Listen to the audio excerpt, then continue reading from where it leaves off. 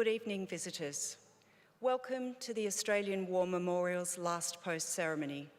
My name is Emily Hiles, and joining us today from the Australian Army is Lieutenant Colonel Von Lambert, Commanding Officer 7 RAR. This evening, we warmly welcome the family of Corporal Mathew, Ricky, Andrew Hopkins, whose story will be told shortly.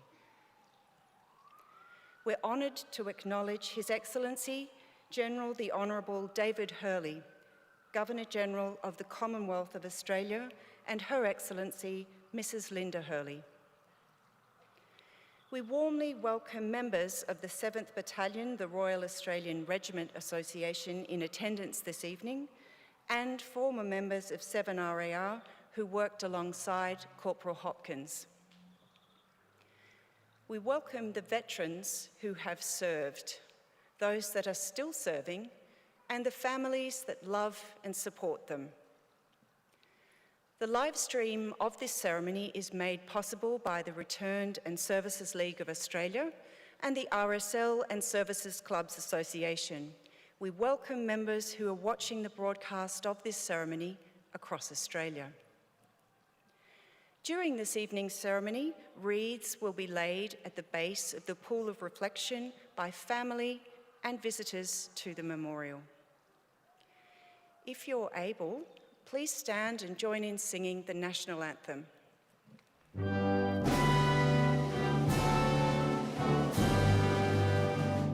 Australians, oh, let us rejoice, for we are one and free.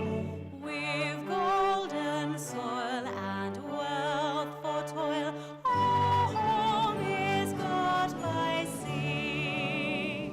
Our land abounds in nature's gifts of beauty, rich and rare. In history's page, let every stage advance Australia fair. In joyful strains, then let us sing, advance Australia fair.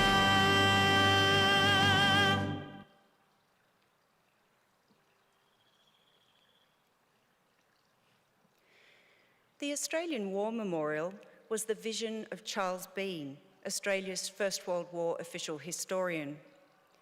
Bean landed with the Australian troops on Gallipoli and stayed with them at the front through to the end of the war. The idea of this national memorial and museum came to him at Pozières, France, in the depths of the bloody fighting of 1916. Bean's idea was that this would be a place where family and friends could mourn loved ones buried faraway places.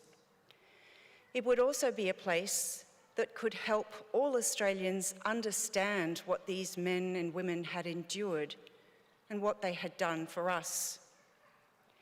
Bean's vision, to which we remain true, is best expressed as inscribed in the entrance to the memorial's galleries. Here is their spirit, in the heart of the land they loved, and here we guard the record which they themselves made. Tonight, we will read the story behind just one of those on the Roll of Honour, which lists the names of more than 103,000 men and women who have given their lives for us in war and on operations for more than a century. But first, we present a lament, Flowers of the Forest. Wreaths and floral tributes will now be laid at the base of the pool of reflection.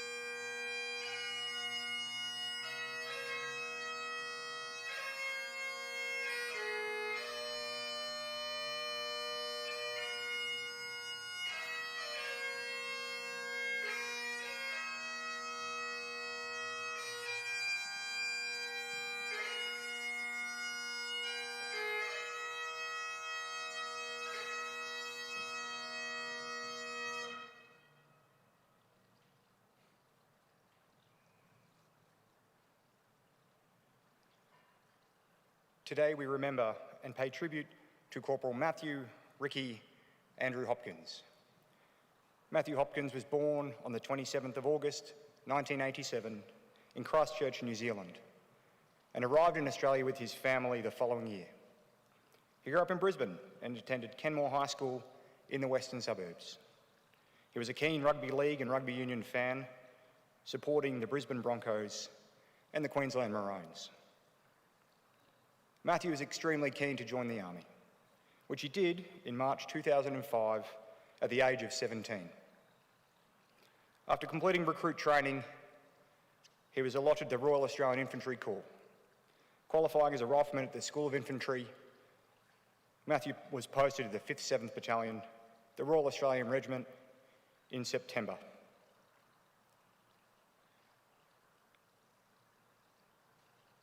Mathew Hopkins deployed to Afghanistan in Operation Slipper with the 1st Reconstruction Task Force from November 2006 to April 2007. After his battalion was delinked into 2 separate battalions, at the end of 2006, he remained with 7 RAR. In June 2007, Mathew was temporarily promoted to Lance Corporal. Later that year, he qualified as an M13 Armoured Personnel Carrier Crewman Commander. The following year saw Mathew promoted, achieving the rank of Corporal before turning 21. Mathew met Victoria online, and after chatting remotely for a while, the two met in person in Newcastle. Victoria moved to Alice Springs to be closer to Darwin, where Mathew was based at the time. And the couple explored the country around Uluru together. After becoming engaged, they soon had a baby on the way. Mathew deployed on his second tour of Afghanistan with 7 RAR in October 2008 as part of Mentoring and Reconstruction Task Force 1. However, he was able to get leave to return home in February 2009 to marry Victoria and be present for the birth of their son, whom they named Alexander. They had 4 days together as a family before Mathew had to return to Afghanistan.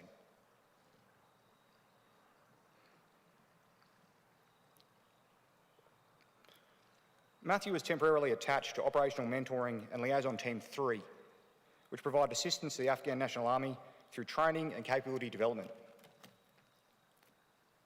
Australian troops also accompanied the Afghan troops on operations. On the morning of the 16th of March 2009, Mathew was on a patrol near the village of Kakarak, about 12 kilometres north of the Australian base at Tarankout. The patrol split into 2 groups, with Mathew in the group led by the officer commanding Omelette 3, Lieutenant Jacob Kleinman, with Major David McCammon accompanying as an observer. As the 9 Australians and approximately 40 Afghan troops advanced, suspicions were aroused when 2 Afghans were spotted running away. While they were unarmed and couldn't be engaged, the patrol soon came under fire from around 20 enemy insurgents using automatic assault rifles and rocket-propelled grenades. Corporal Hopkins and Lance Corporal Taraborelli moved quickly to a nearby compound, which they secured and began returning fire. As enemy fire intensified, now coming from multiple directions, the Australians fought back with the help of some of the Afghans, eventually allowing those exposed on open ground to get to cover. As enemy fire erupted from yet another direction, Hopkins and Taraborelli relocated to the left rear of the compound, where Mathew threw himself behind a nearby mound of dirt to get a better bead on the enemy. Before long, he was struck in the head by a bullet. As his comrades worked fast to treat Hopkins' wound, they radioed for urgent support from attack helicopters and a medevac chopper. Combat First Aider Private David Cox sprinted across 60 metres of open ground to render first aid, but Mathew was showing few vital signs. The medevac chopper took him to the hospital at Tarankout, but he was dead upon arrival. The wound was later deemed to be non-survivable.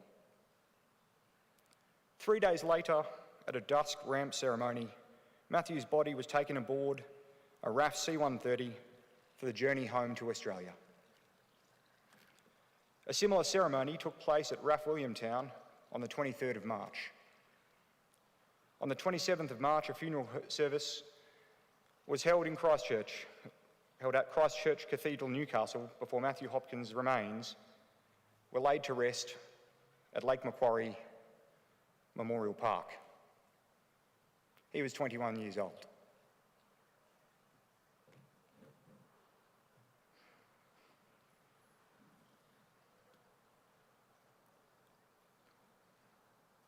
His mates in 7R knew Hopkins as a professional soldier and a leader who looked after his men.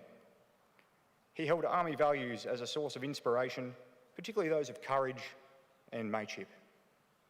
Hoppy, as he was called, was known as an approachable, down-to-earth guy who could at times be a larrikin and enjoyed joking around. Victoria remembers him as her love and as a husband thrilled with becoming a father.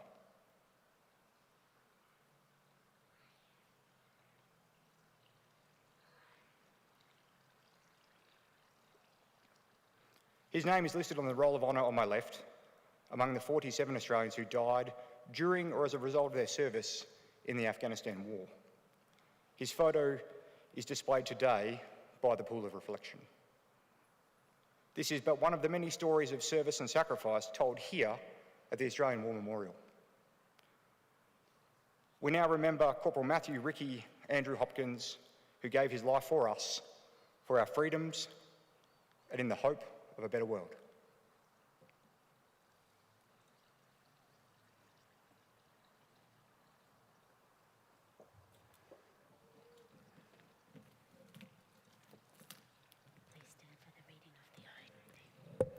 Please stand for the reading of the ode and the sounding of the last post.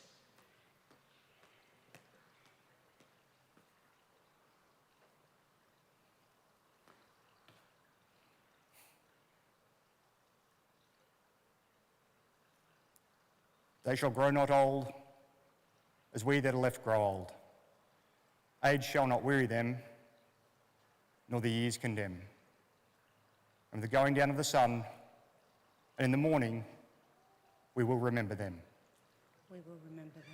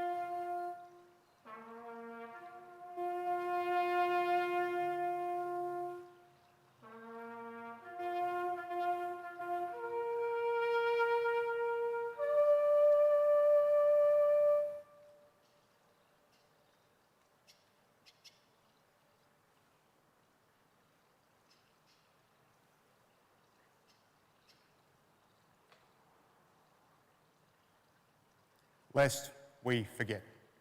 Lest we forget.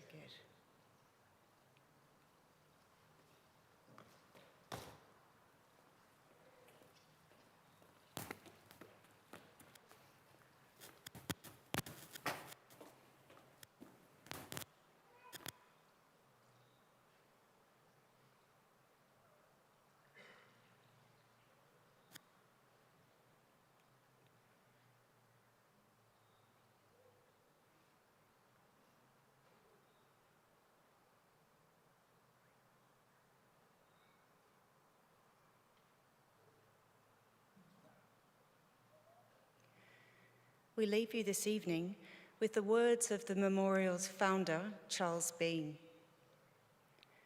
Many a man lying out there at Pozières or in the low scrub at Gallipoli, with his poor, tired senses barely working through the fever of his brain, has thought in his last moments, well, it's over. But in Australia, they will be proud of this. Ladies and gentlemen, that concludes the last post ceremony. On behalf of our director, volunteers and staff, thank you for visiting the Australian War Memorial today and for your continued support of the Memorial's development project. We wish you all a very pleasant evening.